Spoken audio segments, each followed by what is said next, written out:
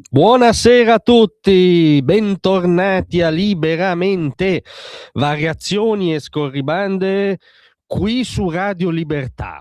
Allora, c'è la geopolitica sicuramente, ci sono i ragionamenti sulle rotte del petrolio, sulle ricadute energetiche globali, c'è il risico militare, c'è il risico dell'intelligence, ci sono le mappe che ormai sono onnipresenti nei talk televisivi e va tutto bene, sono tutti argomenti che proviamo ad affrontare anche qui a Radio Libertà da un punto di vista non mainstream quando parliamo della guerra in Medio Oriente, o meglio della guerra tra la principale democrazia globale, gli Stati Uniti, l'unica democrazia del Medio Oriente, Israele, e uno dei principali totalitarismi, cioè il regime teocratico, assassino e liberticida degli Ayatollah. Ma proprio per questo, proprio perché di una guerra si parla, non solo del risico, ci sono anche gli accadimenti concreti sul campo, c'è l'umanità, c'è ovviamente il dolore immenso che ben prima del dolore della guerra è il dolore di decenni di oppressione islamista a cui deve soggiogare il popolo iraniano, erede della grande cultura persiana, ma ci sono anche dei momenti controintuitivi in questo contesto, ovviamente di gioia irrefrenabile. E se guardate, sono in questo momento su tutti i siti di informazione le urla di gioia irrefrenabile che provengono dai palazzi di Teheran, cioè di gente che tecnicamente è soggetta nello stesso tempo all'oppressione di un regime e ai bombardamenti, e ciò nonostante urla di gioia perché oggi un raid israeliano ha ucciso, tra gli altri, agli Ilariani. Chi era l'Ilariani? Niente meno che di fatto il capo della Repubblica Islamica dell'Iran, soprattutto dal giorno dell'uccisione di Ali Khamenei, di cui era un fedelissimo sodale. Da un punto di vista formale si trattava del segretario del Consiglio Supremo per la sicurezza nazionale della Repubblica Islamica, uno dei gangli fondamentali del potere del regime, diciamo che sta nella triade guida suprema e Pasdaran, che è anche l'anello di congiunzione tra i vari cerchi concentrici di cui è fatto il totalitarismo sciita. Nei fatti più recenti era soprattutto,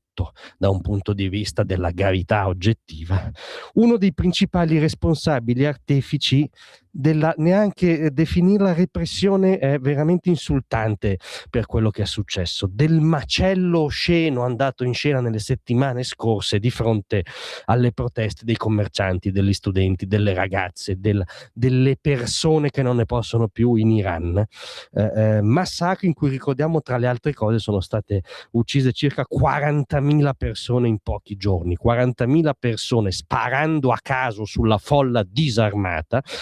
andando a caccia negli ospedali dei superstiti, uccidendo negli ospedali anche il personale sanitario che cercava di curare i superstiti. Cioè, questo è il nazi-islamismo che c'è a Teheran, e uno dei gerarchi principali, in realtà al momento era il gerarca in capo, era Ali Lariani, che è stato ed è una grandissima notizia per qualunque uomo libero e soprattutto per quelli iraniani che urlano di gioia, oggi ucciso, appunto, come annuncia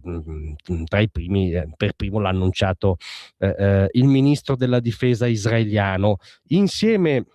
a lui è stata annunciata anche l'uccisione di Gelmar Soleimani, che era il capo dell'organizzazione Basi, quell'organizzazione paramilitare di polizia addetta appunto alla repressione, cioè gli sgherri che poi sul campo vanno a commettere quelle oscenità aberranti di cui sopra. Ecco, oggi il mondo è libero di entrambe queste due canaglie.